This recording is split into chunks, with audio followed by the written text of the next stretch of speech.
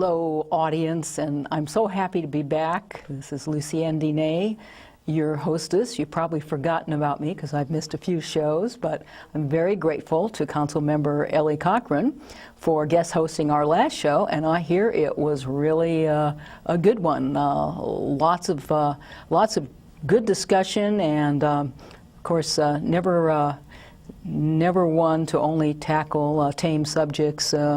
Councilwoman Cochran is always in there pushing the envelope, so very happy to have her in my absence. I had a great time playing in LA with the big boys at CBS Studios. I got to watch myself in the first TV performance I was ever on in 1965 on Scholar Quiz program on KTLA. It was a 50-year reunion, and it was really quite a trip down memory lane.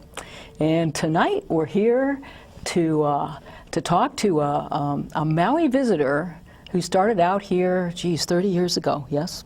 Dr. Gary. This is Dr. Gary Woolman, known by many other names, Sherrod, Elijah, any other names you used here? There's a variety. There's Kenneth, there's Good Dance. Oh, Good Dance, yes, okay. There's Gare, for those who are close to me, and multiple variations of the same. I like the multiple choice. Well, Dr. Gary is here because he's dedicated his life to sort of helping people free themselves. Is that fair to say? It's fair to say, and fair dinkum, as they say in Australia, where I come from these days. Also being on the edge, being willing to step over what was familiar to a new familiar, to a new unknown. I'd say that's as much about freeing to a deeper connection as it is simply freeing itself. Well, we're going to have some fun tonight figuring out, you know, how life gets lived in the heroic tense. And could you start a little bit about your background? Like, what got you involved in wanting to help people? Now, that is an interesting question. You have 3 minutes. I think that one started when I saw the dynamics between my mom and my dad, and I began to somebody better help. Have something to say and something to perceive that perhaps wasn't seen by one or the other. So I was always a bit of a segue between their personalities. My mom, who was very assertive, my dad, who was very nurturing and playful. And so the integration for me and seeing some of the pain they went through, some of my own history and my own Jewish Russian history and heritage. There was a lot in my own understanding about freedom that was kept from me when I was young. My mom's great-grandfather played clarinet for the Tsar in Russia, and his brother was an artist. I became very artistic, but my mom and dad wouldn't hear it. They wanted me to have a most professional academic career. Because they came from an immigrant background, and that was like success to them. They wanted. And me, I was leaping off diving boards and jumping off the roof of my house. With my dad was always encouraging me, and it wasn't higher. Well, higher, and more different. And he was always encouraging me to do things like this. So then, when I started to do that with my life, he said, "What are you doing? Taking these huge chances, leaping into places that you'd never. There's no security in that, son." And to me, that was the most secure place in the world. Leaping to points unknown has become my calling card. So the freedom to help people be more connected to their inner essence and express it, that's the healing for me. That's the focus, through ritualizing the emotions that are swirling within a soul, within the psyche. And you think that, you know, everybody sort of has the ability to sort of take the fears in their life and somehow transform them to like an open gate that they can walk through? It's so true. It's so true, Lucienne. One of the examples I can think of just now that's coming to mind was a moment years ago where I was asked to go to a super camp and help these teenagers with super learning skills, and I had 80 of them to work with in an hour to introduce themselves. What am I going to do with 80 children in an hour, teenagers? So I just had them stand up in front of the room of 80 and more people to say their name. There was this one little girl named Sally, and she was scared like a little mouse. I asked her to exaggerate being a little mouse. hide behind the chair, be small as you can under the table. She had permission to do what she felt self-conscious about. And then stand in the back of the room, Sally, and imagine yourself being heroic, being the opposite. What's the opposite of a mouse? A lion. That's right. So now stand in the back of the room and come running up to the stage and then introduce yourself as a lion. Ready? She comes running up. She stands up on the stage. She goes, "I'm Sally!"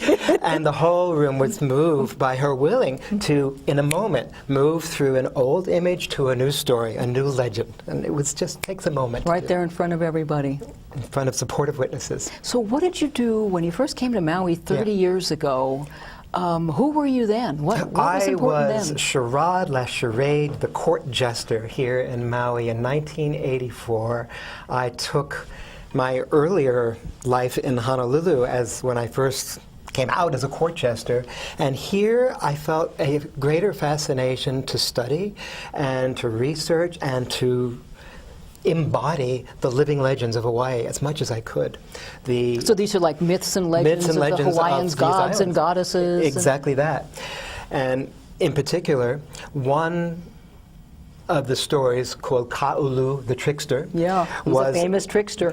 This famous story I turned into rhyme and song and dance, and was asked by the Artists in the Schools program here to go all around the islands teaching the children their own stories by everyone acting out the characters, living into that heroic mentor, role model that many of them didn't have because they heard the stories, but by acting the stories out, their voice, their gestures, and their words had a greater power and presence to it. So this is what I started doing 30 years ago, and it's led to other things now, using the same tools to take anyone who's a presenter, whether they're a child, an adult, someone who has a message, but they haven't fully embodied it, to give it form, texture, movement, patterns that create a sense of the inner message matching the outer delivery. So it's just kind of a matter of using these techniques, like even if a person has never thought about it, like you say, if they use a gesture, if they use a different voice or something like that,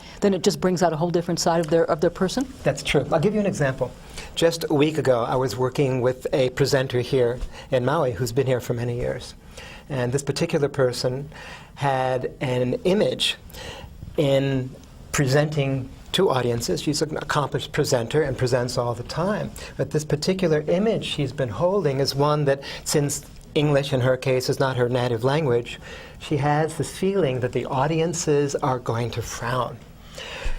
And so maybe that's from some past history of... So she's expecting disapproval in some way. The mom corrected her with a ruler when she was young, as it turns out. Yeah. Well, we turned that around to "I am my own ruler" she came up with. That was a very good play on words. But in this particular moment that I want to share with you, she remembered that her fear, when she always closed up, as you, the listener, watcher, may also notice with yourself, that when you close up, there's this feeling of a fear of humiliation, shame, disapproval from who knows where. Yeah, all the I can'ts. All of the I can'ts, and you better nots, and you better stay small, and all of these conversations that we've imbibed.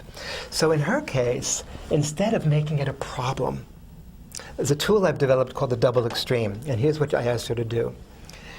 Take this expectation of people frowning, and this time people were watching in the audience. And I said, okay, audience, here's what we're going to do. As soon as this woman introduces herself, I want you to all simultaneously frown. Give her what she wants. We created a Monty Python moment. And from that, she looked at it. It was exaggerating what she'd already had in her unconscious, in her imagination. But here, it was multiplied in front of her face. She heard it, she felt it, she was bombarded by it. And she burst into laughter, and she felt a bit tearful. I said, good, now let's do the other side of this, the double extreme. What's the opposite of what you've expected? Well, what I really would like, what would help me really relax and to pop out of my fear, would be to imagine that the audience is smiling before I have something to say to them. Okay, audience, you heard that? Here's what we're going to do. We're going to do the double extreme. This time when she introduces herself, this time everybody smile on command. And again, she burst into tears and laughed at the same time. She said, oh my God, I don't ever have to have this fear again. I just duplicated my worst fears in this moment, I'm free. I'm free.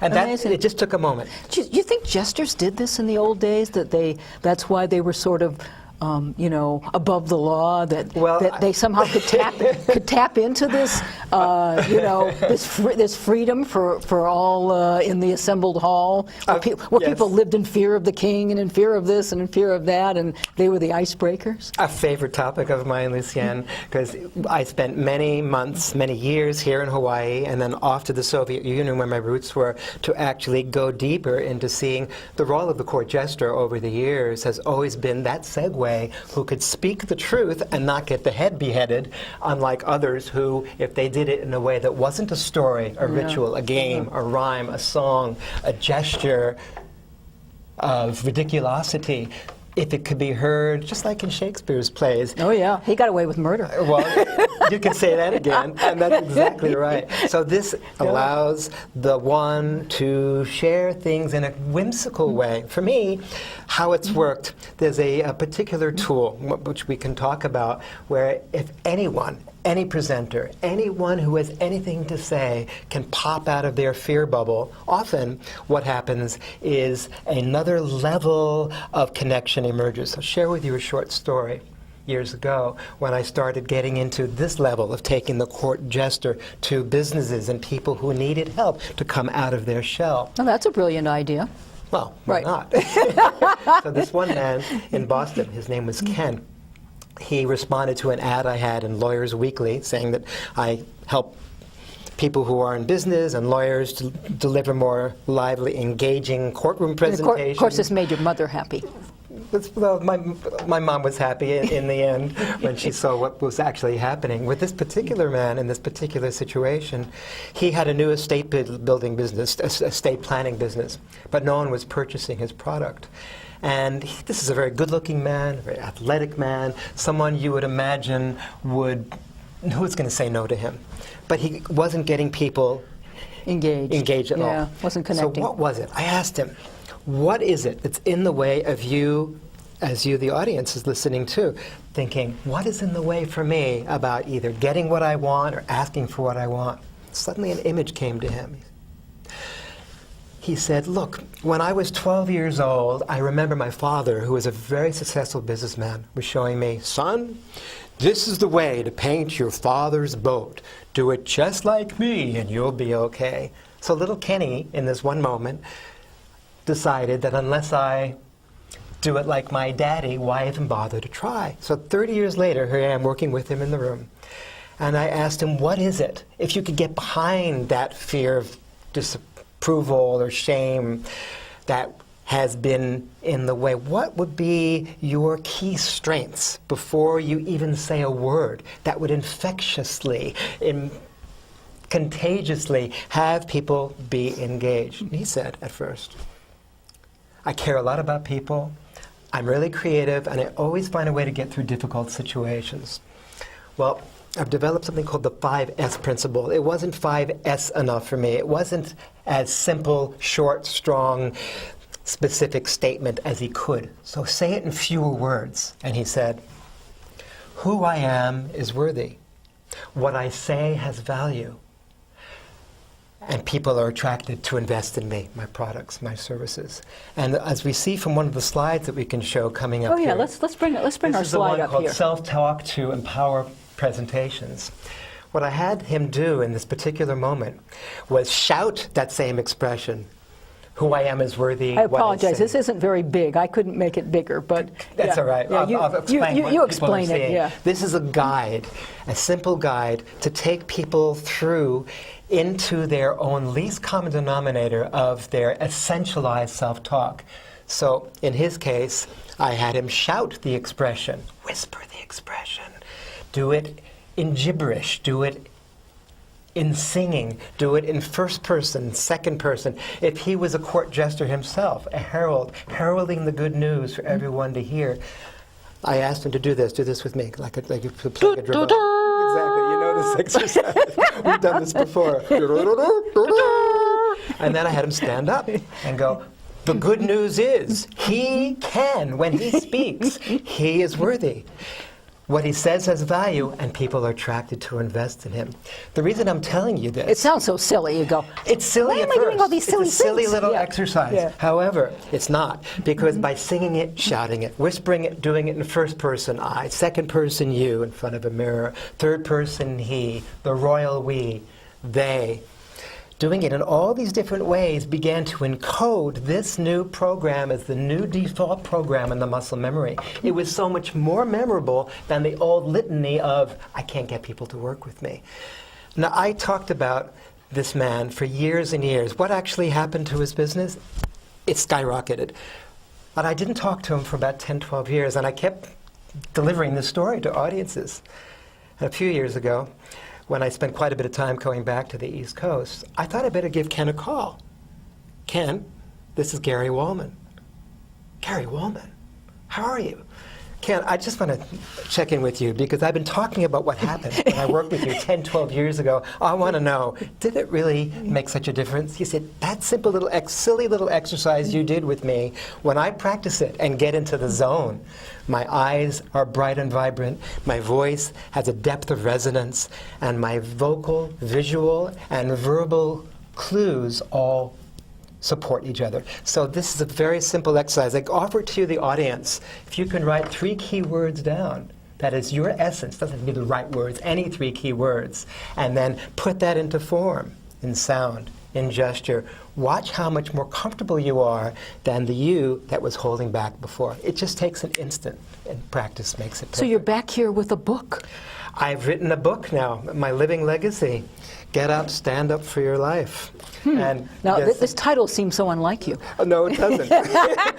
A year ago, actually, you can probably see this image better. Pull up the second slide, can we? Yeah. because this is you got to see this image here. Well, I've always been leaping from cliffs. I've been a champion springboard diver my whole life. I've always been going into the unknown with my life, moving 3,000, 10,000 miles and kilometers at a time. And a year ago, almost exactly a year ago, in Australia, there was this cliff. And a friend of mine said, hey, I'm going to video you. Are you going to jump into the water? No, I'm going to dive into the water. I never jumped from this cliff before. I never saw this cliff before. How high is that It's cliff? 10 meters. And it is one craggy. It's like 40 feet. It's tall. Yeah. You know, I just went up there and this is actually a video that was broken up into 4 different images of standing, reaching, soaring, and the splashes included as part of the actual cover. That's what's at the bottom, is the splash. So The splash this is is part the of it. time-elapsed, all kind of Past, present, and future is one. regraphic. I didn't know it, but once that came together, my book finally came together. My book is a demonstration of all, as you mentioned earlier, I've been devoted to free, like an archaeologist, people from the physical, the next layer, emotional, the next layer, creative, buried treasures that we have in our own landscape. And this simple tool for how to transform our relationships to our bodies, our relationships, our career, our creativity, and our contribution to humanity. These are filled with simple exercises of which I'd be happy to share some more with your audience today. So, if a person wants to buy your book, it's the usual places. They go online. Well, Amazon. It's on Amazon as an ebook. Get It's, up, stand up for your life. Yep, Not that's hard to right. remember, right? Isn't that a famous song? Well, Get up, Bob, I stand always up. was hearing Bob Marley's Yeah. song, Get Up, Stand Up for Your Life, but he was singing for your rights, which Yeah. it is our rights to take a Hey, stand for it's the life. same thing. It is. So, yes, it's available on Amazon.com, also as an Audible.com, as an audio book, 7.5 hours of me narrating the book on Audible.com, the sister of Amazon, and also as print copies.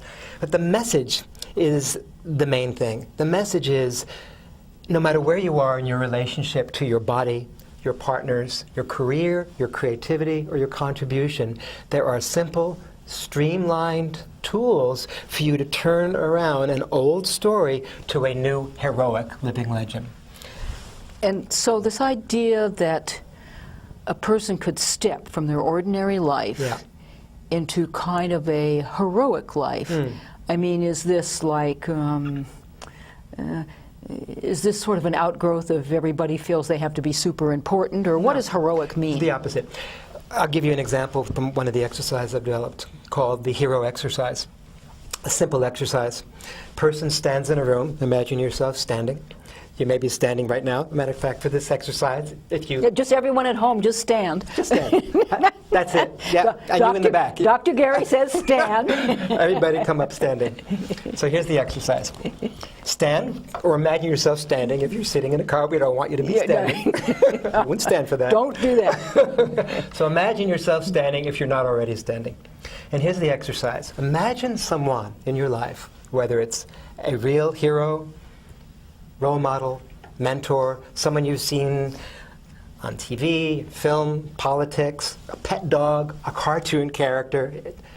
It doesn't matter. When I was doing the Living Legends here in Hawaii, it was really important to authenticize the exact characteristics of that being because the legend was bigger than my own life. So I had to be true to the expression of this one. So here's the exercise. Imagine yourself speaking to someone who's touched your life. A good person, to use an example right now, would be, let's say, Nelson Mandela. He's touched many of our lives, and we all miss him. A true hero of our times. In this exercise, let's say Nelson Mandela is one of your heroes. Here's how it goes. I'd be standing, and I see Nelson Mandela as though you're part of this exercise. I put my right hand up to direct the energy out over towards my hand to where you may be standing. Nelson Mandela, I know you've passed on, but in this exercise, for the purpose of this exercise, I visualize you standing here. You have been one of my heroes. Even more so when you passed away, when I read all these testaments of how you were not allowing anything to hold you back. No chains, no shackles, physical, emotional, would stop you. And your humility to be shackled up for all those years and to be a stand for your people, for freedom, your humility even now brings me to tears. So that would be something like that. And then switch, be in that hero's body. How would that hero stand? Mm-hmm. How would they receive that acknowledgement, that communication? How would they breathe? How would they look back into the eyes of you who acknowledge them? And speaking as them, this is where the exercise really takes form. Speaking as your hero, what would they say? Nelson Mandela may say something like, I'm deeply touched that my life has moved yours, yet you yourself also have the hero inside. You are the center of your own life. You have so many gifts to share. I honor you for your taking a stand, for all the courage that you've shown. So something may happen in that moment. Even as I'm speaking to you now, you could see a certain precision with the fingers. I wasn't thinking about it. So in that moment, the person who acknowledged the hero, I asked him to step back. What did you notice? Just like Ken with the exercise of who I am is worthy, what I say has value. He noticed different things happening with his eyes, his voice, his spine. The hero spoke with its softness, a gentleness, a humility, a warmth, a tingling in the heart, a feeling of a fluidity of movement with the gestures rather than a staccato or violent movement. Something simple to remember that's tangible, physical, measurable. And then in that one moment, the simple hero exercise, a person can, in that instant, it just takes an instant, Lucienne, remember, oh my goodness, I can remember that gentle tingling in my warmth in my heart, that tallness in the spine. And when I speak from now on, I can refer to that hero. He's in me. She's in me. It happens that fast. It happens immediately, yeah. And what if a person doesn't have much of an imagination? I mean, it seems like... I supply the imagination. They don't need the imagination. That's part of my box of tools. If they can't imagine it, I'll take them to the precipice. I'll give them a little rhyme. And then if they can do it like a Dr. Seussy rhyme, something wise, something rhythmic, something powerful comes out because they're not thinking in the self-conscious realm anymore. They pop out of their bubble. Yeah. It just takes a moment. So if a person reads in your book and looks at some of these exercises and so forth, and you're not there in the room, how do they push themselves over the I'll give you another example. In the first area of the book that focuses on the body, which has been a large part of my devotion in this life as a springboard diver, gymnast, body therapist, performer, in the body, often we all have a message to share with the world. We all have, as Andy Warhol said, 15 minutes of fame. But beyond that 15 minutes of fame, what is it? If we could share the depth of our being in the shortest way, what is it that we would say? Often, in the body, the shoulders, protect the neck, the speech center, out of all the times that we've had shoulds on our shoulders, people pushing us down. You can't do that, or that's too free, or that's too radical, or gee, that's beyond my comfort zone. So whatever that is, whatever self-talk has been blocking your freedom to speak up freely, here's an exercise we can do together. Ready? Okay. Now, please don't drive and do this at the same time. This is not the Jack LaLanne show, but you know, you're watching Crossroads with Dr. Gary. Absolutely. No, Jack LaLanne was one of my mentors, actually, when I was growing up in New York. So, isn't this how Dr. Phil started out? He went on Oprah's show, and, yeah, once and before you knew something it, like yeah, that. yeah. So here's the exercise. We can do this together. All right. Take your left hand. Left hand. There we go. And place your left hand with the heel of the hand over your right temple. Got it? Everybody there? Right. Yep, no, you in the back. Yep, okay, good. Right temple. Tall in your spine. Deep breath in. Exhale, pull the left ear to the left shoulder, the exhale, and the right shoulder to the right hip. Feel that stretch between the shoulder and the ear. Here's the message for us to share at the same time. Say these words after me as you exhale. My shoulder drops away from my ear. My shoulder drops away from my ear. And then inhale, relax. On the second exhale, stretch further the second time, saying these exact words. More room for me to speak my truth. More room for me to speak my truth. Stretching on the exhales. Relax. Tall. It's a lot to remember, Dr. Gary. I'm just saying it after me. You don't have to remember anything. And then this is all in the book. And then the third one is more room for me to clearly hear. Now let's switch arms. We'll do a variation. Your right arm, listener, watcher, over your left temple, tall in the spine, breathing in. On the exhale, pull your right ear to the right shoulder, the left shoulder to the left hip. Say these words after me. My shoulder drops away. My shoulder drops away. Breathe in, relax. And then stretching further the second time, say these words. More room for me to trust. More room for me to trust. Breathing in, relax. And stretching furthest the third time.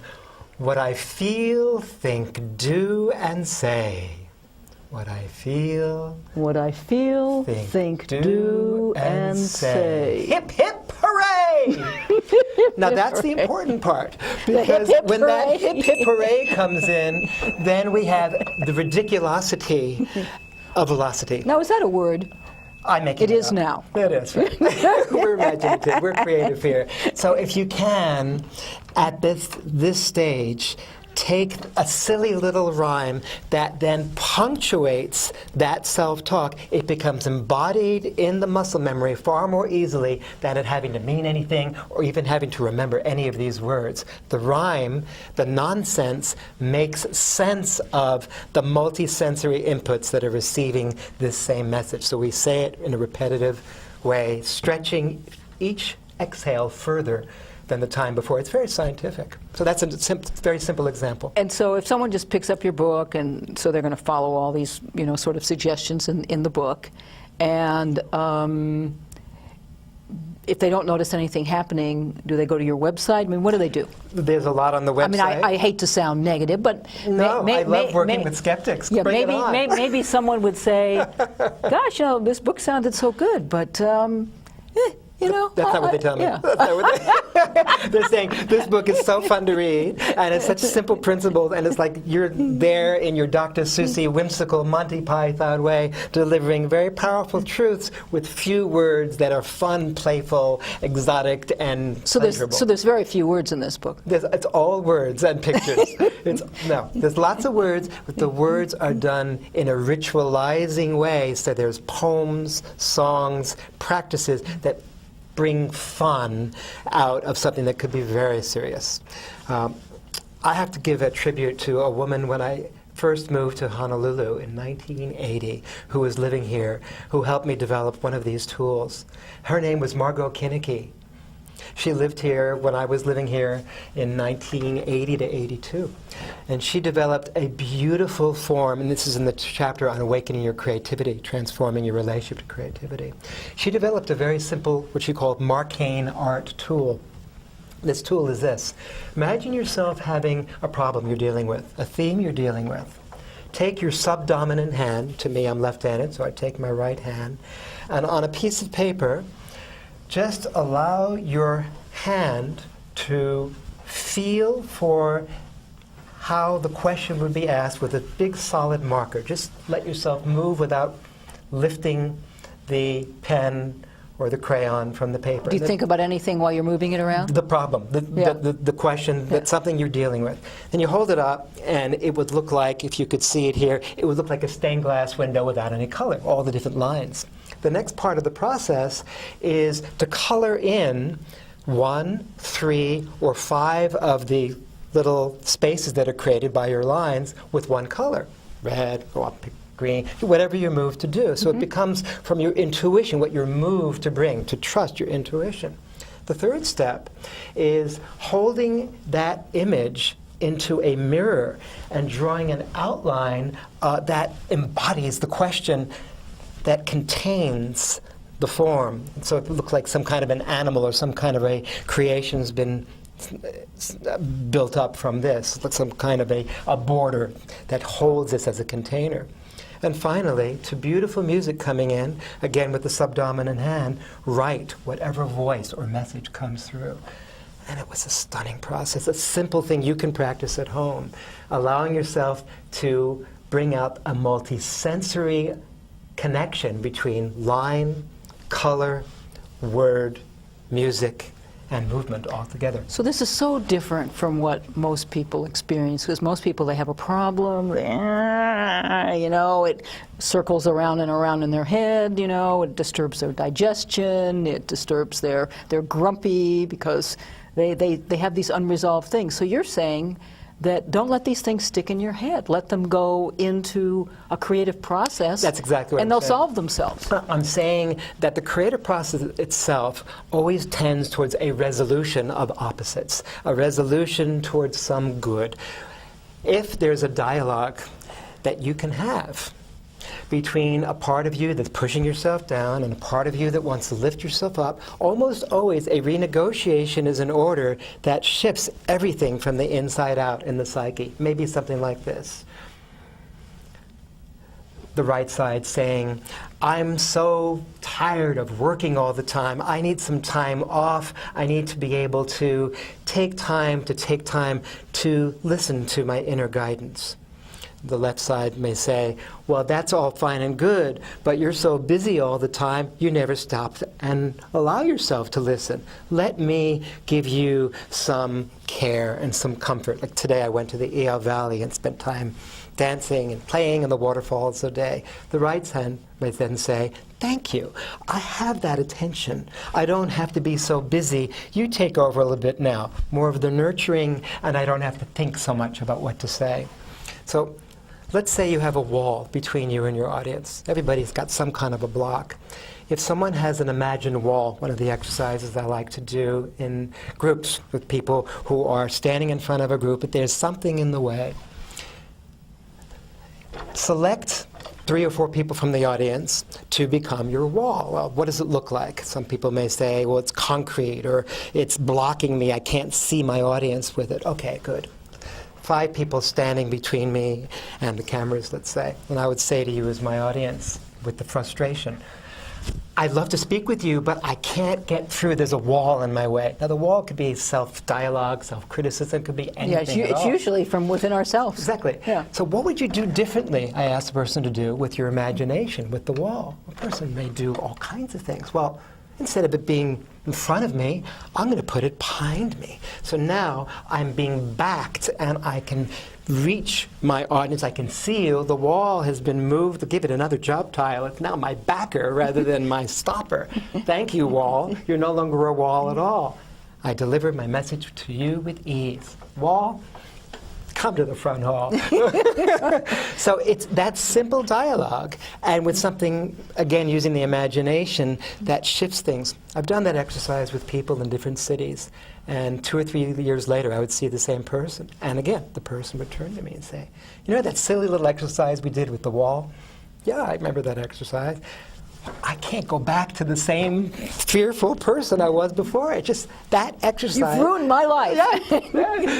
I'm permanently open now. What do I do? I said, you can be closed as much as you like, but you have more choices now. That's what we're doing here, freeing up the choices, more points of view, more positions, postures, and ways of expressing oneself too. So besides your book, how do people kind of connect with your work? You're here working with people. I'm here, I'm Skypeable, it's easy to do what we're doing right here on Skype. If I could see you, I would be taking you through these exercises right now. Whether you're a speaker, presenter, or you want to stand up to your boss, or a relationship that's not working for you, I would stage it with you and have you do the different double extremes and ways of moving. So it snaps through. So on Skype, I'm Elijah Gary, E-L-I-J-A-H. So you have a different Skype name. What's that? You have a different Skype name. I have different names for all kinds of things. One name for each purpose. People often connect with me through the websites as well, through my presentationdoctor.com, mypresentationdoctor.com, and also GaryWoolman.com. And yeah, exactly. mypresentationdoctor.com and GaryWoolman.com are the two ways that people can access a lot of these free videos and audio. A lot of my teaching, a lot of the news stories, a lot of the interviews like this one are all online. And people can feast themselves with this multi-sensory series of rituals. I also have a way of supporting people if people are interested in the area of the body, partnerships, career, creativity, or contribution, to receive ongoing audio, video, and print support from me that I just send to you. So you're like a life coach or something that... Without even having to know that you're responding to me, I will send you support. And then if you have specific questions, then we will focus on answering that as well. So you and everybody else that's subscribing to the body would then receive that same body of knowledge. Is it like a podcast or something like that? I do have a webinar that's available like that, but no, these are very specialized series I do this through MailChimp, of autoresponders that gives people a chance to go deeper and deeper into their own exploration, investigation, and adventuring. What is underneath? If I were an archaeologist in this body, what would I release physically? What would I release emotionally, so the creative gifts can come up and surface so I can reach the world with my message? Can people order your book if they go to your website? Is there like a link or something where they Yes, can just go they can to do that. There's Amazon many too? links for many of my audios and videos. So much of the material now is available online. Thank goodness that we are now at a stage that we can reach people as deeply as in the privacy of the moment, in the one-to-one. I have to ask you, did you ever imagine, back when you were just sort of first discovering yourself and discovering that you like to, dive or dance or, express yourself, that this is, how you'd be working, that you'd be living on a different continent from where you were born, that you would be doing all these things electronically? I mean, was that... I had not a clue. All I knew is that from age 20, after I graduated from Johns Hopkins University, didn't get into medical school, I had this sense that something in me... Actually, there's a beautiful video at the bottom line of the GaryWoolman.com website. It's called The Power of Yes. If you have a chance to listen to it, the message of that power of yes is this message I'm about to share with you here. I don't know how it is, Lucienne, but my whole life I have felt a westward longing. I have been moving west from age 20, from East Coast to West Coast, from West Coast here to Hawaii, from Hawaii to New Zealand, Australia, Bali, and now I'm at home in Australia. But this feeling of trusting, leaping into the unknown, and going from one continent to another has become so familiar for me that now I must stand for others to do the same, who are clinging to their past, not because they want to, but because it's familiar, to help them move with a feeling of guidance to the new unknown, which is greater pioneering new paths than following somebody else's way, to help people discover their own wisdom and truth by pioneering their own path. So that's what this has become. What's further west than Australia? What about Western Australia? What's further west than Australia? Well, once you go west enough, then you got the east happening. Oh, so. there you go. You return to where you be. Isn't that a Beatles song? The Get west back- becomes the east. Yeah, right. Yeah, when I went to Bali, it was like, that was like just a little bit over the edge for me about my own familiarity and comfort. I started a resort retreat there that's still going. It's a beautiful retreat called Gaia Oasis in the North China Sea, where there's dolphins swimming all the time and this amazing black satin ocean, still as can be, with the shooting stars and the bioluminescence in the water. Very magical place back there. That was a little bit further than the place that I now feel at home, which happens to be Australia. And I'm so happy to come back to Maui and to reconnect with this. It was the first place I leaped into the ocean before going much, much further. Hawaii has such a living legend, the minihunis, the whole sense of folklore that is here. There's something that's so fresh about the stories, even the mists in the air. You feel like this is where a lot of these visions and stories began, where creations, myths, and legends began. Wonderful to retell Well, them. I guess everybody feels their own connection to Maui. Obviously, our visitors love it for a variety of reasons. People that are drawn to move here from other places, people who born and raised here and just, practically put down their lives to protect what they, think is important here. There's a wide range of connecting with this place. It's true.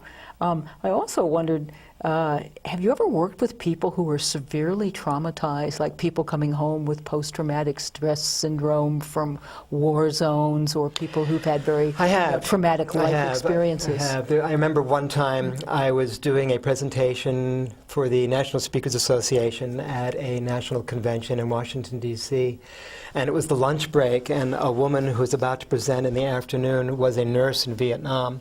And there was, of course, the shrine and the honoring of those who had died in Vietnam there. That beautiful memorial. That beautiful there, memorial. yeah. And this was around the time that this was being initiated back then, a long time ago, a number of decades ago. And this woman was about to speak about the horrific things she saw as a nurse in Vietnam. And she was terrified. She hadn't done this speech before to anyone. And I asked her to do a simple exercise, and this made a big difference. I'll share with you this exercise. Imagine yourself sharing something delicate, fragile, something that is going to bring you to the utmost of your vulnerability. Either you're going to lose it and fall apart, saying what you have to say, or you're going to share it in a way that allows your depth of vulnerability and strength to come through in your message. So here's the exercise. If you're standing, great. If you're driving the car, great. Just imagine yourself, if you're not able to stand, placing your right hand at the base of your spine. Okay, good. And now, directing the sound and the intention of whatever it is you have to share down and in rather than up and out. Up and out makes us nervous, but down and in as though you were your best audience and worst critic, right to the base, your foundation of your spine, directing the sound of your messaging down there. And she did that. And she said, oh my God, I feel a depth of sound, a depth of resonance in my residence. I feel an authenticity. I can feel the tears, but I don't have to lose it. I can feel the lengthening in my spine by visualizing that spear of fiery, heartfelt intention. I can feel so deeply, and I don't have to fall apart. Simple exercise. Anyone can practice this.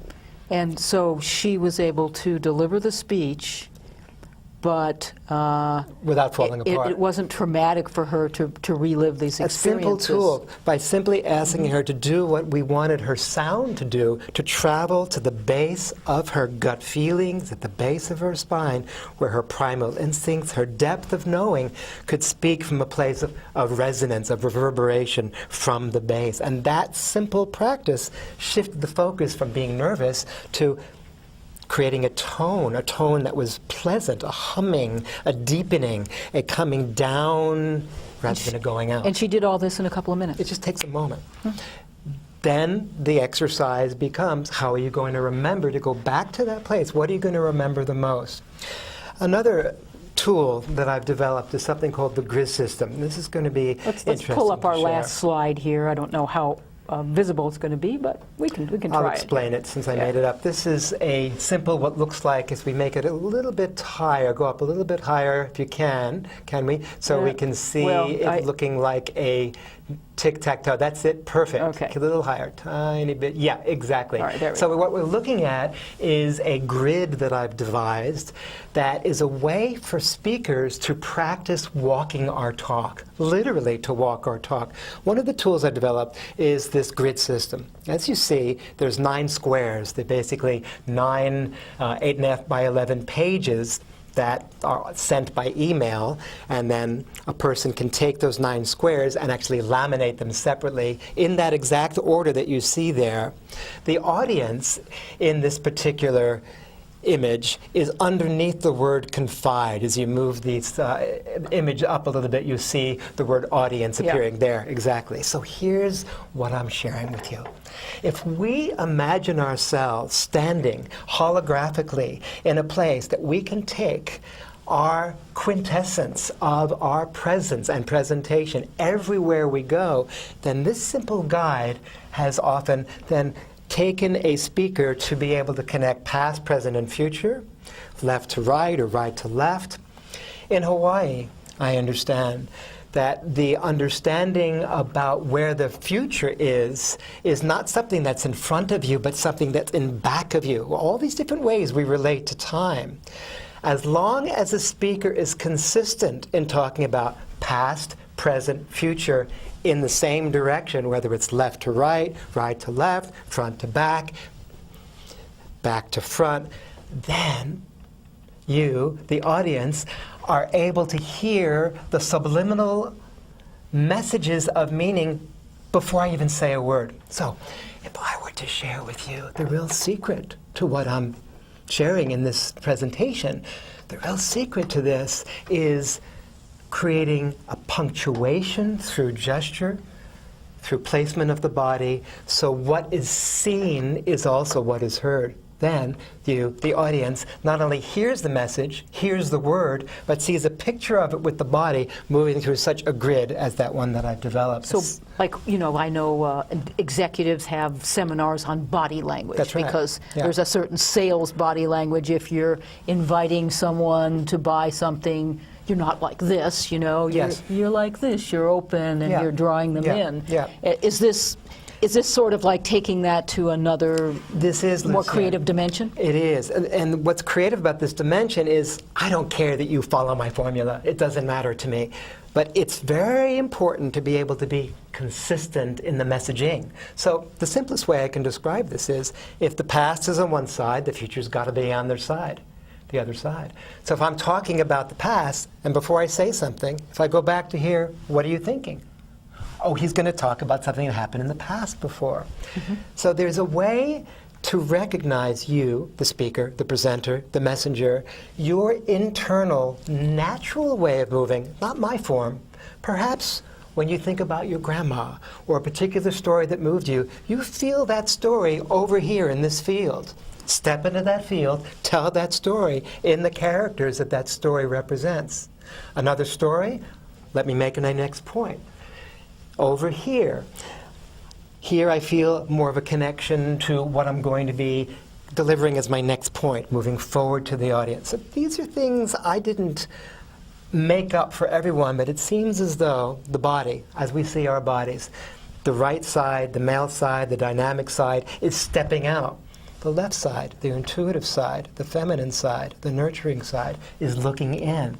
As we pay attention to this integration from whole brain theory of the left side and the right side, communication is so much easier. You can hear what I have to say before I even say, exactly. So are you training like people to carry on this work? I mean, This is my message, to be able to isolate identify and integrate what I mean, like, like other people to teach the same thing. Do you I do teach people this method. There's very simple tools. I mean, can people get certified in the... I have different programs in available. the 5 Vs or the At this point, I'm mostly doing this as short courses or as retreats. Sometimes people fly me to different parts of the world to do this, and I follow up with individual sessions. It always comes down to one thing. If you get one thing out of this message today, remember this. The 3 Vs of communication. The verbal is only 7% of what people remember, from one statistic from one study that took place years ago. The sound in the voice conveys 38% from the same study. Oh yeah, totally for me. Yeah. And then when you see someone, it's actually 55%, maybe even more. Who you are speaks so strongly that what you say is reinforced even more by the gestures showing what you're telling. So the verbal, vocal, and visual, when congruent, creates an authenticity that's refreshing. So a lot of people, it's just about words, and there's really nothing to connect to it, and so people just discount it, basically. People often don't realize, we don't realize often the power of our ability to take words to another level, to show what we're telling, to pause, to punctuate. There's so much more that's revealed. There's that wonderful statement from Emerson, one of the greatest writers of our times, and his famous statement was this one: who you are speaks so strongly, I can't hear a single thing you have to say. Right. But we're taking this to, as you mentioned, more creative dimension here.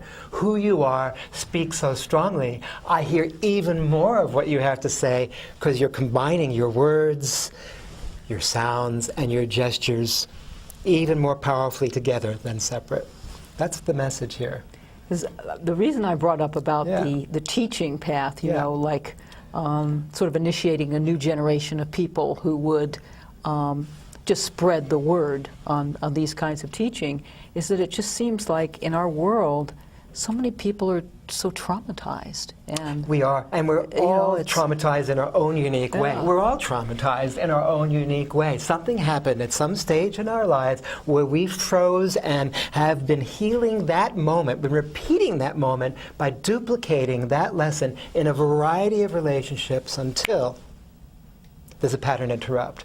Either someone like me comes along and introduces a Monty Python, double extreme, sensitive grid system, 5S principle, 3 V's of communication, something that suddenly takes one out of the fear into a game. And when I remember one time, another very good example, I was doing a program for the Intercontinental Hotel in Singapore. And the general manager at the time had been working with his executive management team.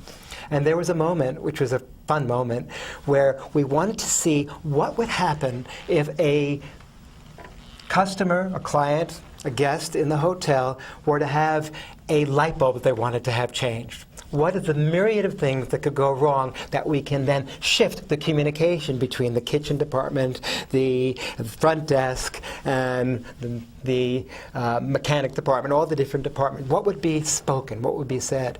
And so the general manager loved being the worst customer in the world. He had the freedom to Monty Python, to exaggerate what was terrifying to all these people.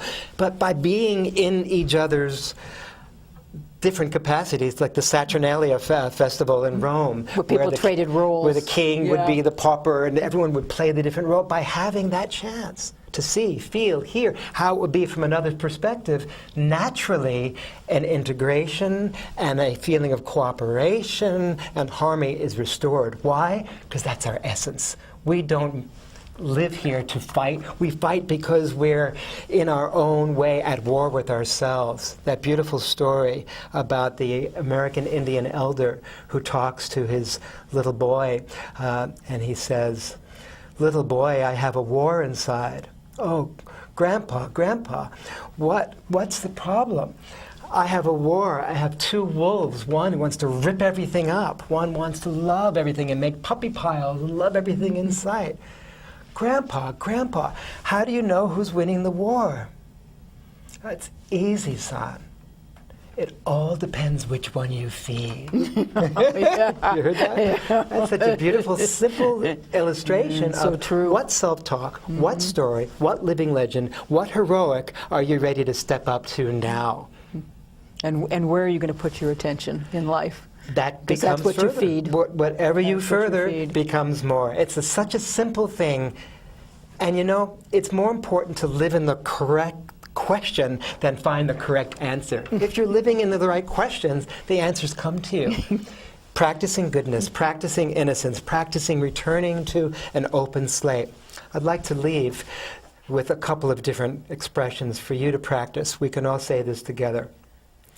Even the cameraman, if you'd like to chime in. These three expressions, just notice how you're able to say these words that also match a depth of resonance and sound and also matching with your gestures. These following three statements, saying after me. Sharing my caring is my strength. Sharing my caring is my strength. Yeah. Sharing my humanity is my strength. Sharing my humanity is my strength.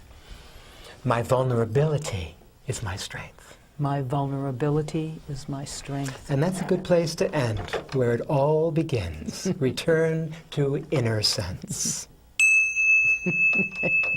Well, Dr. Gary, this is a most memorable program. We've had some fun people on, taking us to some very interesting places in Maui and beyond, but this is taking us to places right inside ourselves. Beautiful. So we hope that you'll come back again when you're transiting through Maui, and you may be up to something new by then, who knows? Or maybe we'll interview another one of your personalities. Maybe. We'll bring them all. Yeah, right. We'll bring them with us. Please call us by our true names. A true pleasure, an honor, a delight to have this experience with you. And to you, audience at home, we're down to our last minute, and we're really glad that you turned in, and we'll see you in 2 weeks with a new guest and a new theme. Aloha.